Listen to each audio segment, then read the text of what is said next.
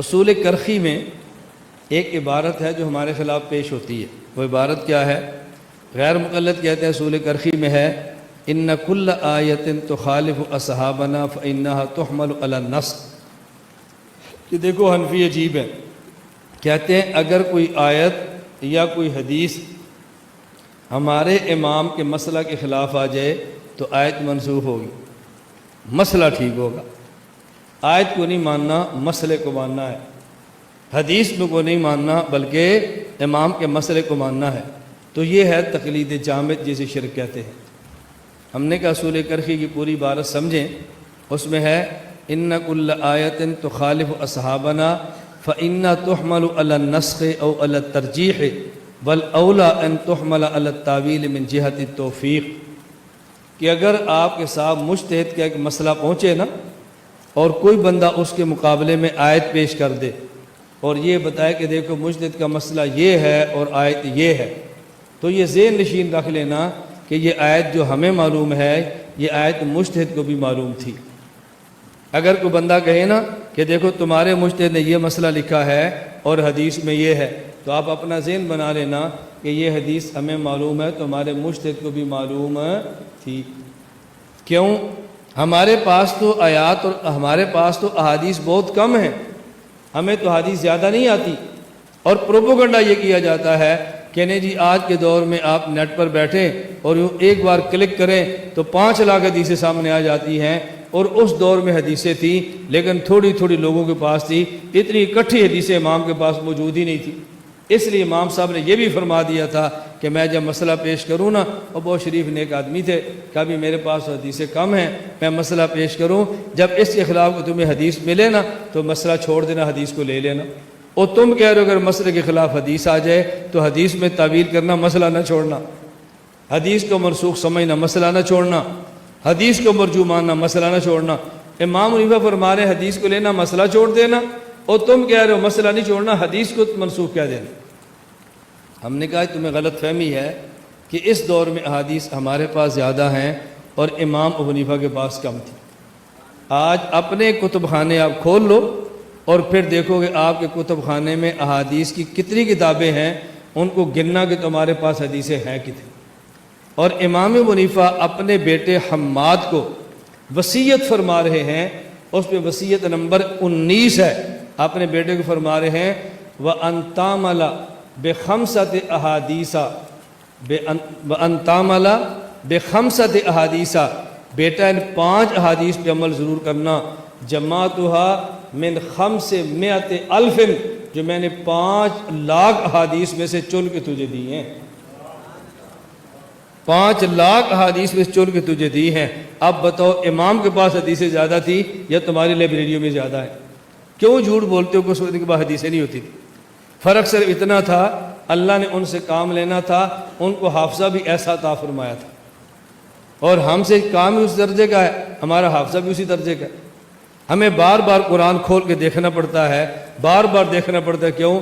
ہم سے کوئی بیعت ہو جائے تو ہم بار بار کہتے ہیں بھی 1 پارہ روز پڑھ لو، 1 پارہ روز پڑھ لو، 1 پارہ روز پڑھ لو. اور ہمارا مرید عالم بھی خط لکھتا ہے کہ شیخ صاحب 1 پارہ بھی مشکل سے پڑھا جاتا ہے، پورا نہیں ہوتا، کیا کروں. اور امام حنیفہ وہ عشاء کو کھڑے ہوتے اور فجر تک نفلوں میں قرآن کریم پڑھتے رہتے. جو بندہ روزانہ اتنا قرآن پڑھتا ہو، بتاؤ ان کو مسائل کا استحضار کیسے ہوگا. حضرت امام شافعی رحمۃ اللہ علیہ شاگرد ہیں امام محمد کے. امام محمد شاگرد ہیں امام ابو حنیفہ کے. امام ابو حنیفہ کا پوتا امام شافعی، ان کی حالت یہ ہے کہ حضرت امام شافعی رحمۃ اللہ علیہ کو سے کسی نے مسئلہ پوچھا اجماع حجت شرعی ہے تو دلیل کیا ہے؟ امام شافعی فرمایا پھر بتاؤں گا. حضرت امام شافعی 3 دن تک روزانہ 1 قرآن دن کو اور 1 قرآن رات کو 3 دن میں 6 مرتبہ قرآن کریم ختم فرمایا. اور پھر فرمانے لگے اجماع کی حجت ہونے پہ دلیل یہ ہے وَمَن يُشَاقِقِ الرَّسُولَ مِن بَعْدِ مَا تَبَيَّنَ لَهُ الْهُدَىٰ وَيَتَّبِعْ غَيْرَ سَبِيلِ الْمُؤْمِنِينَ.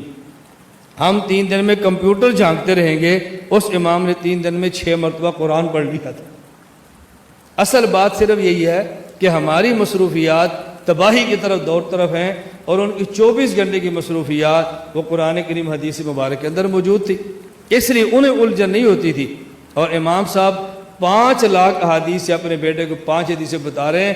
اب امام صاحب کو اعتماد اتنا تھا اپنے مسائل پہ، اس اعتماد کی بنیاد پہ کہتے میرے مسئلے خلاف کوئی حدیث ملے تو مسئلہ چھوڑ دینا، حدیث لینا اگر تمہیں کوئی ملے. اس کا معنی کیا تھا کہ ان کو یقین تھا کہ میرے مسائل کے خلاف حدیث نہیں ہے. تو بات سمجھ آ رہی؟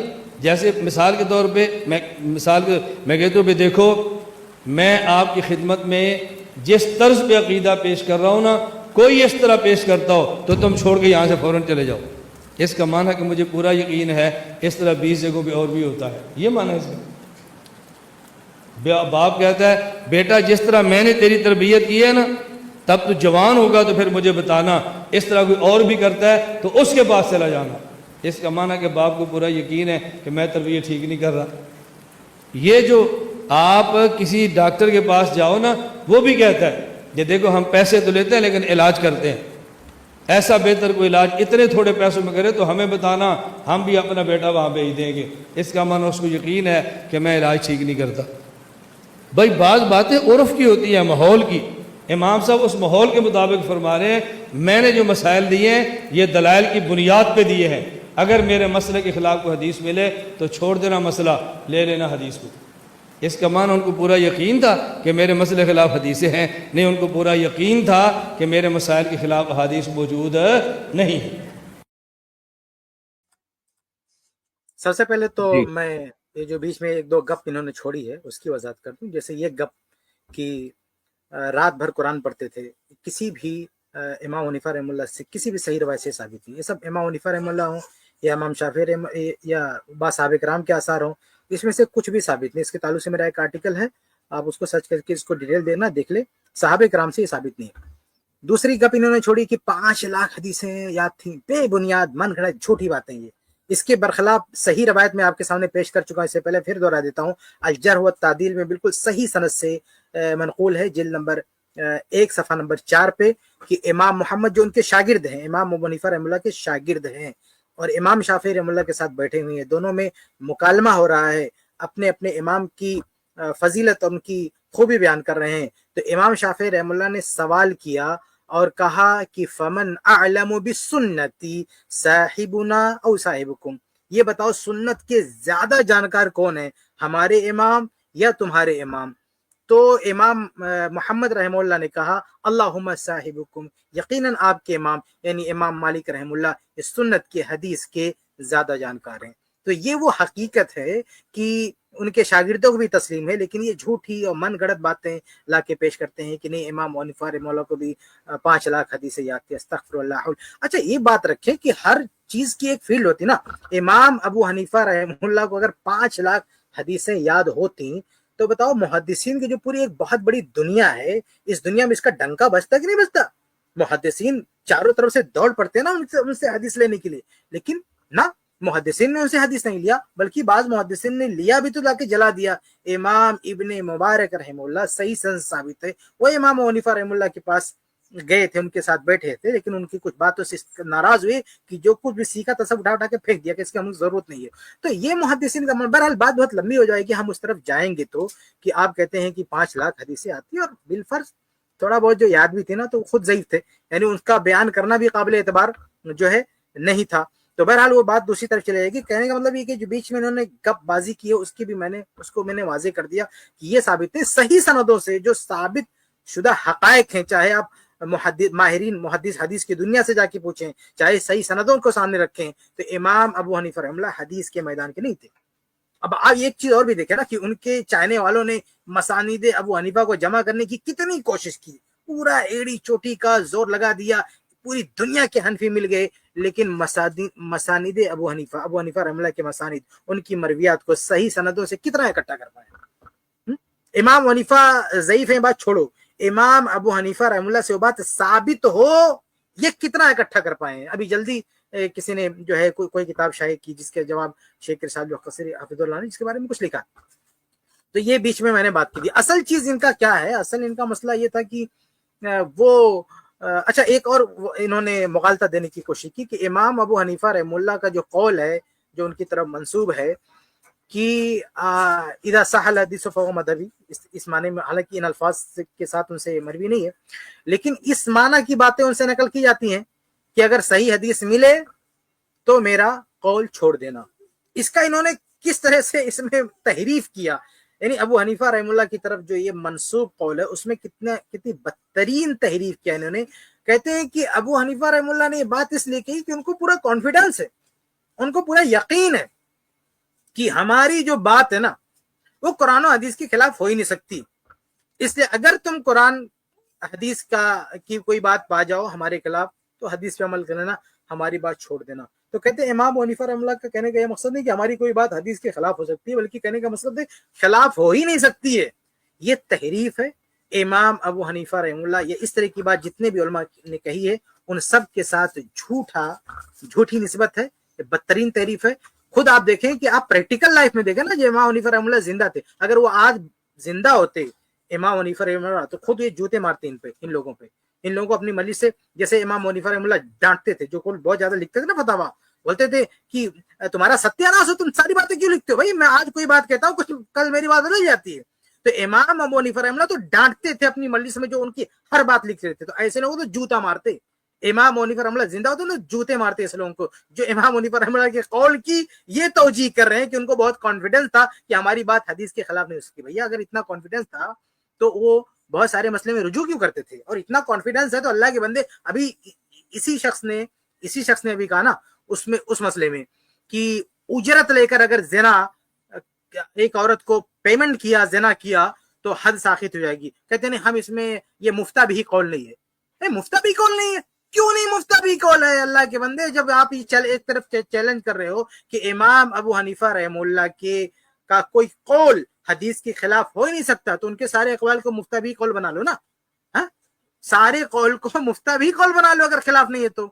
اور یہاں جو ہے کئی اہل علم نے لکھا ہے کہ 2/3 مسئلے میں ان کے شاگردوں نے اختلاف کیا، تو یہ آج 1400 سال کے بعد آج آپ آئے ہیں ان کے قول کی توجیہ کرنے کے لیے، اور ان کے جو شاگرد تھے امام محمد، امام ابو یوسف، ان کو سمجھ میں نہیں آیا ان لوگوں نے کیوں اختلاف کیا اپنے امام سے؟ اسی لیے اختلاف کیا نا کیونکہ ان کی تربیت یہی تھی کہ حدیث کے خلاف ہماری بات پانا تو چھوڑ دینا، لوگوں نے اختلاف کیا۔ حقیقت میں امام ابو حنیفہ رحمہ اللہ کے دور میں وہ تعصب نہیں تھا، تقلید کی وہ بدعت نہیں تھی، یہ تو بات نہیں جاتی ہے نا۔ امام ابو حنیفہ رحمہ اللہ ان کے شاگرد وہ بری ہیں ان تمام گندگیوں سے جو ان لوگوں نے پھیلائی ہے، تو ان کے شاگردوں نے تو چھوڑ دیا امام صاحب کا قول، اتنے سارے مسائل میں چھوڑ دیا۔ آپ بھی اتنی ساری گند پھیلانے کے باوجود بھی، 1400 سال کے باوجود بھی، اتنی تحریف کرنے کے باوجود بھی آج بھی دبی زبان میں مفتہ بھی قول نہیں ہے۔ اس کا مطلب کیا ہوتا ہے؟ کبھی شرح کر کے بتا دو کہ امام صاحب سے غلطی ہو گئی، ہم اس کو نہیں مانتے، ہم دوسرے قول کو مانتے ہیں۔ تو اگر اتنا کانفیڈنس والی بات جو آپ منسوب کر رہے ہیں، اگر بات اس میں سچائی ہے تو بھائی کاہے آپ جو ہے جم کر کے دوسرے قول پہ امام حنیفہ رحمہ اللہ کا قول کیوں چھوڑ دیا؟ یہ اجرت والے مسئلے میں کیوں چھوڑ دیا؟ اس کو لگے رہتے نا کہ نہیں حدیث کے خلاف ہو ہی نہیں سکتا ہے، حدیث کے خلاف ہو ہی نہیں سکتا۔ اور امام حنیفہ رحمہ اللہ ایک بات روایتوں میں آتا ہے کہ ایک دن میں وہ 5 طرح کی رائے دیتے تھے، یعنی ایک بات کہتے تھے رجوع کر لیتے، ایک بات کہتے تھے رجوع کر لیتے، ایک بات کہتے رجوع کر لیتے۔ یہ کثرت رجوع کس بات کی دلیل ہے؟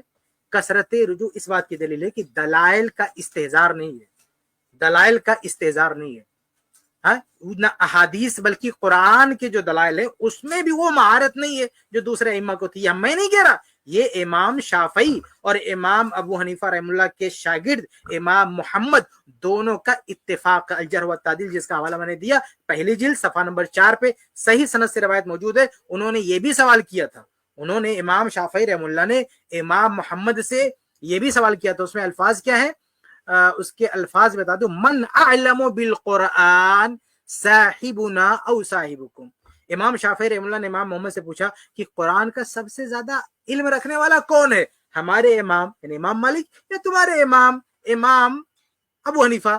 تو قال امام محمد رحمہ اللہ نے کیا کہا؟ امام محمد نے کہا کہ قال صاحبکم یعنی مالکن، یعنی قرآن کا سب سے زیادہ علم تو آپ کے امام یعنی امام مالک رحمہ اللہ کا تھا۔ تو امام، یہ صحیح سند ثابت ہے، امام شافعی رحمہ اللہ، امام محمد رحمہ اللہ، یہ دونوں اتفاق کر رہے ہیں کہ قرآن کے بارے میں اور حدیث کے بارے میں امام مالک رحمہ اللہ امام حنیفہ رحمہ اللہ سے زیادہ جانکار ہے۔ اور آپ یہ پتہ نہیں کہاں کیا جو ہے پٹی پڑھا رہے ہو، لوگوں کو پڑیا بانٹ رہے ہو کہ نہیں وہ تو رات بھر قرآن پڑھتے تھے، ان سے زیادہ قرآن کا ماہر کون ہو سکتا ہے، اور وہ 5 लाख हदीसें उनको याद थी, अस्तगफिरुल्लाह। इस तरह की झूठी बातें आप जो है फैला रहे हो, जो ना उनके शागिर्दों को पता है, ना उनके इमाम शाफी को पता है, ना हदीस की दुनिया इतने बड़े जखीरे से वाकिफ है, ना हदीस की दुनिया ने कोई इस्तेफादा किया, ना उनके पास ऐसी कोई चीज है। तो ये सब बेकार की बात है। बहरहाल असल उस नुक्ते पर आते हैं जो जहां से इन्होंने शुरुआत की कि इनके यहाँ वो कौल मिलता है कि हर वो आयत या हर वो हदीस जो हमारे इमाम के कौल के खिलाफ हो तो या तो मनसूख है या मुअव्वल है। हाँ, या उसकी इन्होंने एक अगली एक लाइन पढ़ के ये बताना कि नहीं नहीं वो तो तावील की बात की। ये तावील की बात करना भी कुछ छोटी बात है? हाँ? यानी क्या वो नस है कि बैठ के आप तदबीक करेंगे? तावील तो वहां की आती है ना, कुरान और नस, यानी वही के, यानी दो बातें जो वही की हैं, अल्लाह की हैं, रसूल की हैं, उसमें बज़ाहिर कोई तारुज दिखे तो वहां तावील की जाती है। और किसी इमाम का कौल हदीस के खिलाफ जाएगा, वहां बैठ के तावील करेंगे? वाज़े हदीस के खिलाफ जाएगा, तावील करेंगे? आप साफ कहेंगे कि नहीं भाई वो बात गलत है। और खुद प्रैक्टिकल, यानी जो आपने शरह की है उस बात की, प्रैक्टिकल क्या आपकी यानी फिक़्ह हनफी में वो चीज है? भाई दावा तो ये है कि जो भी हदीस होगी हम उसको मनसूख मानेंगे या उसकी तावील करेंगे, इस पर अमल नहीं है। ये इतनी बेतुकी बात है ना कि आपके उलमा फिक़्ह हनफी के मुज्तहिदीन, देखिए जब भी मैं तकलीदी मुज्तहिदीन की बात करूं ना तो उससे मुराद मुज्तहिद फिल मज़हब है। मुज्तहिद यानी ये भी एक कुएं में रह के इज्तिहाद करते हैं ना। मैंने किसी स्ट्रीम में बताया था ना कि इनका मुज्तहिद भी मुक़ल्लिद होता है, इनका तालिब इल्म भी मुक़ल्लिद होता है, इनका आमी भी मुक़ल्लिद होता है, और अहले हदीस का मुज्तहिद भी मुत्तबे होता है, अहले हदीस का तालिब इल्म भी मुत्तबे होता है, और अहले हदीस का आमी भी मुत्तबे होता है। तो इनके जो मुज्तहिदीन फिल मज़हब, तो ये लोग ये मज़हब, अच्छा मज़हब से एक लफ्ज याद है, वो भी मैं यहाँ पे वाज़े कर दूं, तमज़्हुब। एक शख्स है फेसबुक पर बहुत जो है चीखो पुकार मचाए हुए, कहा कि ये लोग तकलीद शख्सी और तमज़्हुब का फर्क नहीं समझते। सुभान अल्लाह, तकलीद शख्सी से क्या मतलब है? क्या उसका ये मतलब है कि इमाम अबू हनीफा रहमतुल्लाह की हर बात मानी जाएगी? अगर ये मतलब है तो ऐसी तकलीद का दुनिया में कोई वजूद नहीं है। यानी चाहे इमाम अबू हनीफा रहमतुल्लाह हो या दीगर इमाम हो, किसी भी इमाम के साथ ऐसी बात नहीं है कि उसकी सारी बातों को मान लिया गया हो। तो क्या तकलीद शख्सी और तमज़्हुबी बैठ के फर्क करे? तो अगर तकलीद शख्सी का ये मानना है कि सारी बात मानना है तो प्रैक्टिकल ऐसा है ही नहीं। और अगर तकलीद शख्सी का यह मतलब है कि भाई वो जो इमाम हनीफा रहमतुल्लाह के जो उसूल हैं यानी किसी न किसी तरह से उनसे कनेक्ट होता है, उन्हीं की इर्द गिर्द ही रहना है, तो इस माने में जाके तकलीद शख्सी हो सकती है। और इसी माने में फिर तमज़्हुब है। तमज़्हुब का मतलब ये है ना कि एक ग्रुप ने कुछ जो है इस्तिहादात किए हैं, कुछ चीजें इकट्ठा की हैं, उसी ग्रुप को फॉलो करना है, ये तमज़्हुब है। तो अगर तकलीद शख्सी का ये माना है कि सारी बात मान लेना, ऐसा दुनिया में मौजूद ही नहीं है। और तकलीद शख्सी का अगर मतलब है कि इमाम हनीफा के आसपास ही रहना है, उनके उसूल या उनके कवायद या उनसे मिलती जुलती बातें ही पे रहना है और अपने ग्रुप में रहना है, तो यही तो तमज़्हुब है। और अगर तमज़्हुब इस माने में, जैसा कि ये मुफ्ती तारिक मसूद साहब ने भी कई जगह कहा कि भाई आज के दौर में तमज़्हुब ये इसलिए जरूरी है क्योंकि अगर ऐसा ना करेंगे तो लोग जो है उसात के लिए, अपने मतलब के लिए तमाशा बना लेंगे दीन का। अपने मतलब को वहां मिला तो वहां जाके ले लिया, वहां मिला तो वहां जाके ले लिया, वहां जाके ले लिया। इसलिए एक मजहब में बंद तमज़्हुब इख्तियार करना, एक मजहब में बंद रहना, ये ज्यादा बेहतर, ये बिदअत है। हम इसको क्या कहते हैं? बिदअत। ये सारी चोचलेबाजी ना वो तकलीदी दुनिया में चलेगी, अहले हदीस के सामने नहीं चलेगी।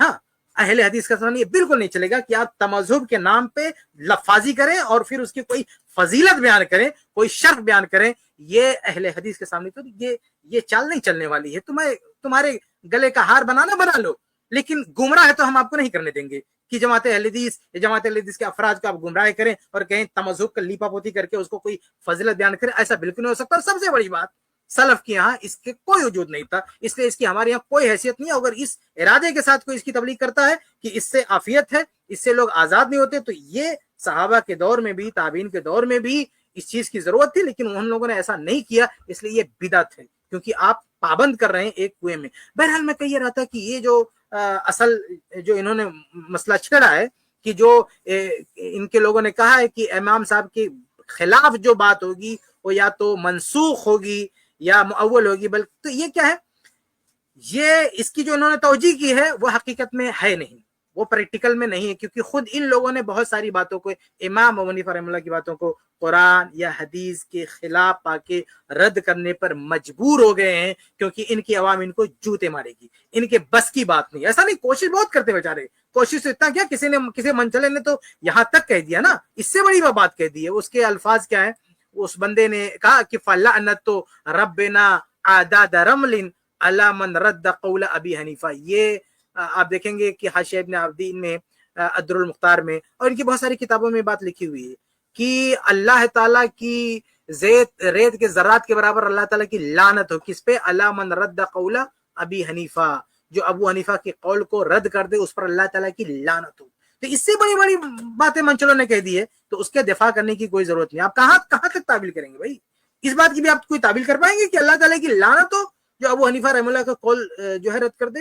اس بات کی بھی آپ تعبیر کر پائیں گے کہ جس نے کہا کہ ابو حنیفہ میری امت کا چراغ ہے اور امام شافعی معاذ اللہ امت کے شیطان ہے؟ کتنی ابو حنیفہ رحمہ اللہ کی شان میں غلو کرتے ہوئے جو اوٹ پٹانگ باتیں لوگوں نے بول دی ہیں، ان کو آپ کو خارج کر دینا چاہیے، اس کو کوئی اہمیت دینا چاہیے، یہی صحیح رائے ہے۔ لیکن اگر آپ اس کو توجیہ کرتے ہیں، خائے مخائے اس میں کوئی تحریف کرتے ہیں، تو یہ بات نہیں چلنے والی ہے۔ اور اس میں سب سے اہم مسئلہ یہ بھی ہے کہ بھائی نصوص کی عظمت دیکھیے، ایک امام کتنا بڑا امام ہو جائے، کتنا بڑا فقیہ ہو جائے، کتنا بڑا سمجھدار ہو جائے، لیکن اس کی فضیلت کے بیان میں جو تعبیر اختیار کریں گے، وہ تعبیر ایسی نہیں ہونی چاہیے کہ اس تعبیر سے جو وحی کے نصوص ہیں، قرآن کے نصوص ہیں، حدیث کے نصوص ہیں، اس کی تنقیص ہو جائے۔